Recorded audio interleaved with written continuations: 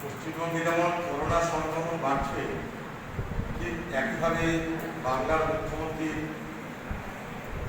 সাধারণ মানুষের কাছে যখন কিছু বলছেন তখন তাতে মিথ্যা ভাষণের সংক্রমণ বাড়ছে।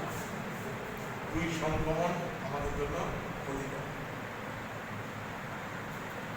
পশ্চিমবঙ্গের মুখ্যমন্ত্রী কি করে বলেন যে তিনি ট্রেনের ভাড়া দিয়েছেন, বাসের ভাড়া দিয়েছেন, 10 লক্ষ পরিযায়ী শ্রমিক চলে এসেছে তাদের সব খরচ দিতে ফিরিয়ে আনার জন্য।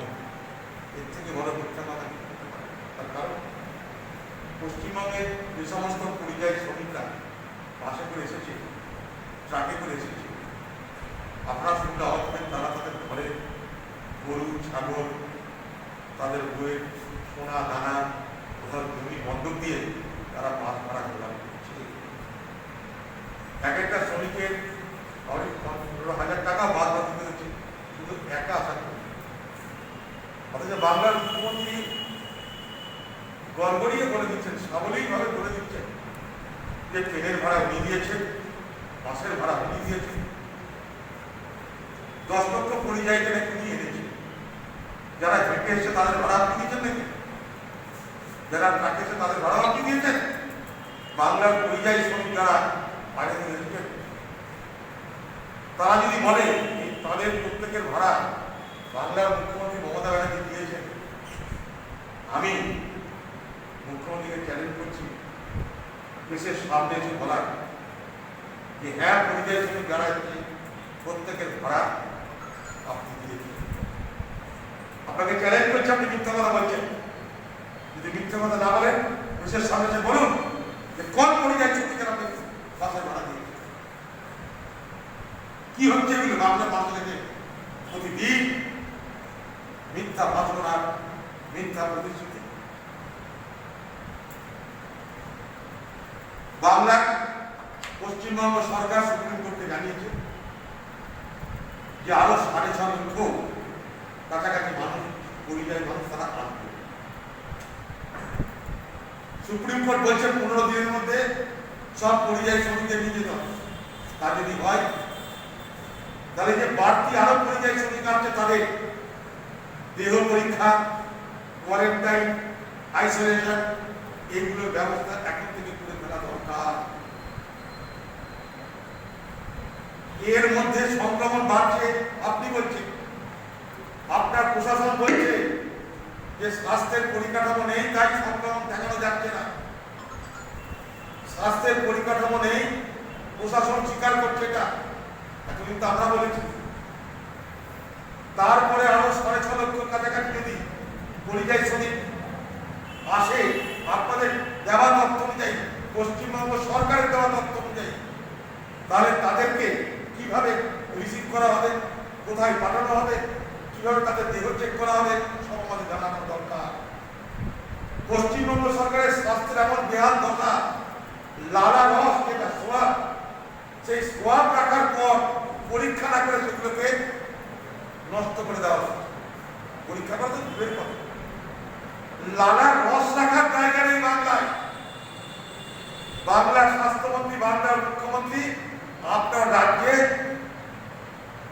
মানুষকে পরীক্ষা করার জন্য যে লালা রস নেওয়া হয়, সেই লালা রসকে কয়েকদিন রেখে দেওয়ার ক্ষমতা নেই। তার মধ্যে আরো 6.5 লক্ষ ঢুকবে। তারা আসবে, নিশ্চয়ই আসবে। তারা আসার আগে প্রস্তুতি নেই, তাদের দেহের পরীক্ষা, কোয়ারেন্টাইনের ব্যবস্থা করুন। আমি তো অনেকদিন থেকে বলেছিলাম, অনেক আগে থেকে ট্রেনে করে পরিকল্পনা করে নিয়ে আসুন। আজকে আপনারা সুপ্রিম কোর্টে গিয়ে বলছেন যে 27,000 অন্য রাজ্যের পরিযায়ী শ্রমিক বাংলায় আছে, এখনো তাদের জন্য 17টা ট্রেনের ব্যবস্থা করেছে। 27,000-এর জন্য 17 ট্রেনের ব্যবস্থা পশ্চিমবঙ্গ সরকার করেছে। তাহলে লক্ষ লক্ষ পরিযায়ী শ্রমিকদের জন্য আপনার ট্রেনের সংখ্যাটা কেন বাড়লো না? বাইরের রাজ্যে যারা এখানে আসছে তাদেরকে ট্রেন দিয়ে, বাস দিয়ে সরকার পাঠাতে বলে কোনো ইচ্ছা হচ্ছে না আমার। কিন্তু আমার প্রশ্ন, যেখানে বাংলার পরিযায়ী শ্রমিক বাইরে লক্ষ লক্ষ সেখানে তাদের জন্য ট্রেনের সংখ্যা বাড়ছে না, কিন্তু পশ্চিমবঙ্গ সরকারের তথ্য অনুযায়ী মাত্র 27,000 অন্য রাজ্যের শ্রমিক এই রাজ্যে তাদেরকে পাঠানোর জন্য 17টা ট্রেনের আপনি ব্যবস্থা করছেন। প্রশ্ন আমার, এগুলোর নাম কি পরিকল্পনা? এই বাংলার 12টা বাজার বাংলা কোয়ারেন্টাইন সেন্টারের অবস্থা ভয়াবহ। যেমন কৃতদাসকে রেখে দেওয়া হয়, তেমন করে কৃতদাসদের মতো রেখে দেওয়া হচ্ছে পরিযায়ী শ্রমিকদেরকে। খাবার ঠিকানা নাই, শোয়ার ঠিকানা নাই, স্নান করার ঠিকানা নাই, স্যানিটেশনের ব্যবস্থা নাই। যেন কোয়ারেন্টাইনের নাম হয়ে গেছে মানুষের খোয়ার।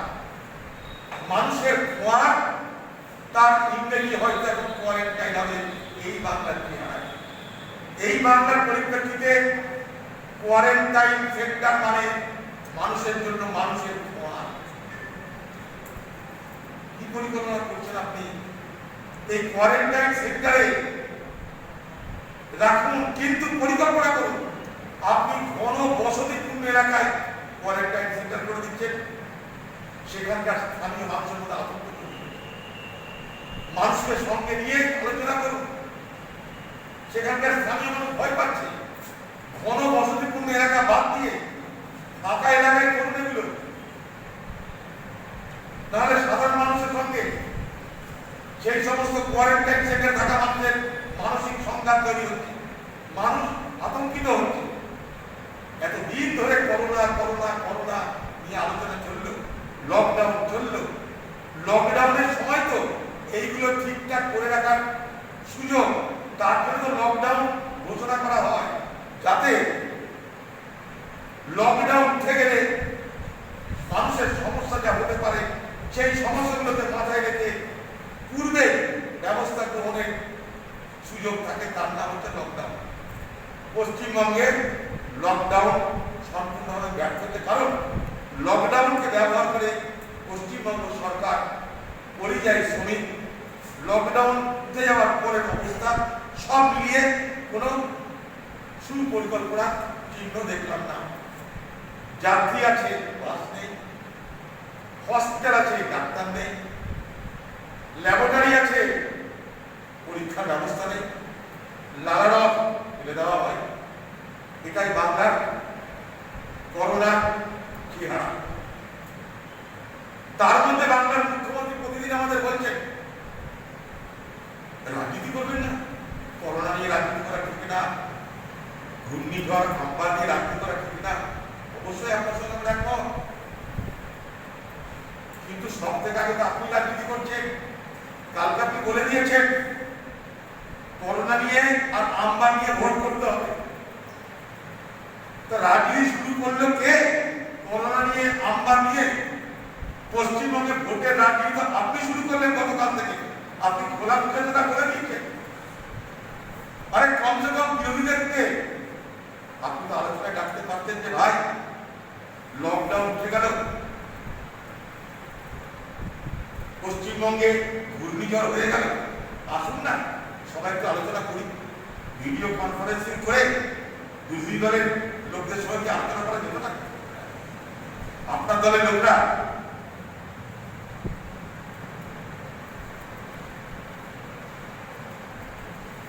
দিল্লি সরকারকে আলোচনার জন্য বলে, আমরাও বলি।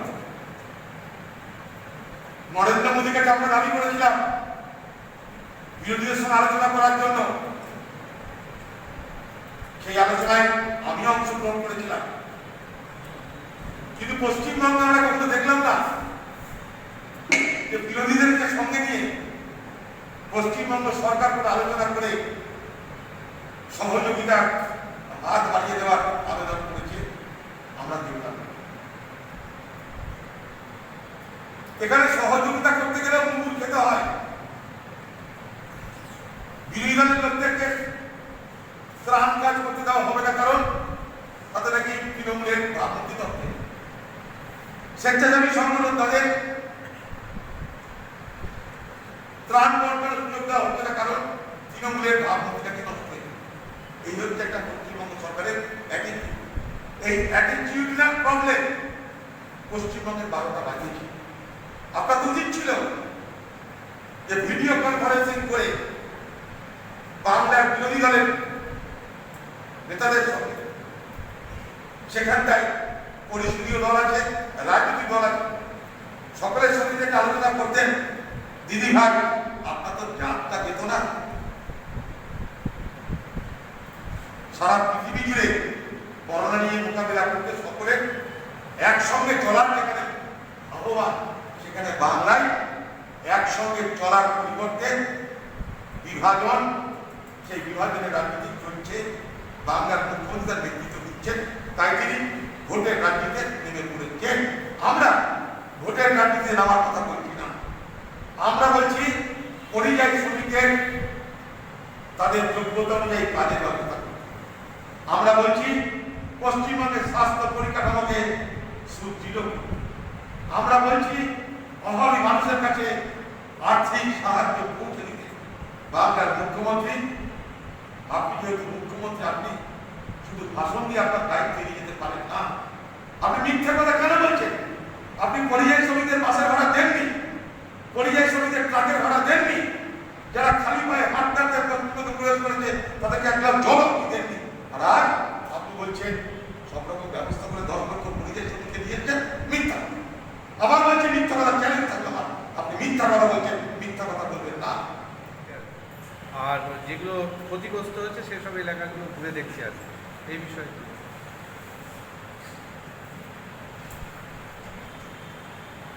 ন্যাশনাল যে ডিজাস্টার ম্যানেজমেন্ট অ্যাক্ট, অর্থাৎ প্রাকৃতিক বিপর্যয় হলে, ন্যাচারাল ডিজাস্টার হলে, ন্যাচারাল ক্যালামিটি হলে, প্রাকৃতিক বিপর্যয় হওয়ার পর দুটো ব্যবস্থা আছে, একটা এসডিআরএফ, এনডিআরএফ। রাজ্য সরকারের কাছে অগ্রিম টাকা থাকে, সেটা দিয়েছে, কাজ শুরু করবে। তারপরে কেন্দ্রের কাছ থেকে সহায়তা, কেন্দ্র সহায়তা করার আগে কেন্দ্রীয় দল এখানে পর্যবেক্ষণ করে, এটা নিয়ম। কংগ্রেসের আমল থেকে এটা আমরা তৈরি করে নিই। এবার কেন্দ্রীয় দলের কাছে যেরকম তথ্য রাজ্য সরকার পৌঁছাতে পারবে, প্রমাণপত্র সহ, কেন্দ্রীয় সরকার তখন সেটা দিতে রাজ্যকে বাধ্য করবে। পশ্চিমবঙ্গ সরকার যখন 1 লক্ষ কোটি টাকা চায়, জানি না কত লক্ষ কোটি টাকা ক্ষয়ক্ষতি হয়েছে, কেন্দ্র নাও মানতে পারে। তারপরে দুজনে মিলে বসে ঠিক হবে যে কতটা প্রকৃতপক্ষে ক্ষয়ক্ষতি ক্ষতিপূরণ দেওয়া হয়। এইভাবেই ভারতবর্ষের সিস্টেম। তাই কেন্দ্রীয় পর্যবেক্ষক টিম এখানে আসছে মানে দয়া করা নয়। আবার পশ্চিমবঙ্গের মুখ্যমন্ত্রী কখন তাদের সঙ্গে ভালো খারাপ, খারাপ খারাপ, খারাপ ব্যবহার, ভালো ব্যবহার করবেন, এটাও কিন্তু বাঞ্ছিত। পশ্চিমবঙ্গের মুখ্যমন্ত্রী কখনো ভালো ব্যবহার করেন, কখনো খারাপ ব্যবহার করেন, যে যার ডিউটি করতে এসেছে। কেন্দ্রের পর্যবেক্ষক টিম আমাদেরকে দয়া করতে আসেনি, আইন মোতাবেক এসেছে। 2005 সালে এই আইন কংগ্রেস সরকার তৈরি করেছে, ন্যাচারাল ডিজাস্টার ম্যানেজমেন্ট অ্যাক্ট। এই আইন অনুযায়ী তাদেরকে আসতে হবে, দেখতে হবে, অর্থ বরাদ্দ করতে হবে।